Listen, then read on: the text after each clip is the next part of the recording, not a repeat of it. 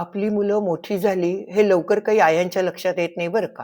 किंवा त्या आपल्या मुलांना, मुलांच्या मित्रांना सगळ्यांना लहान-लहानच समजतात. माझ्या बाबतीत असंच झालं एकदा. मग आमच्या घरी मुलगा 12वी ला होता आणि त्याचे मित्र वगैरे अभ्यासाला यायचे, कधी गप्पा मारायला यायचे आणि 12वी अभ्यास वगैरे पण त्यांचा जोरात चालू होता.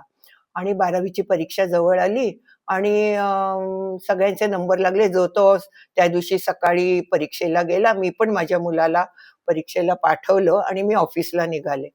ऑफिसला निघाले आणि त्या शाळेपाशी येताना माझ्या लक्षात आलं, की मोनिशच्या मित्राचा इथेच नंबर लागलाय.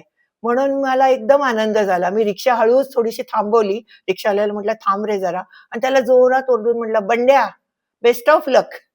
तो बंड्या एकदम माझ्याकडे पाहिलं न पाहिलं करून पुढे चालायला लागला आणि त्याच्या मागे बऱ्याच मुलींचा घोळका होता. त्या माझ्याकडे बघून हसायला लागल्या हो, हळू-हळू आपापसात काय बोलतात कोण जाणे.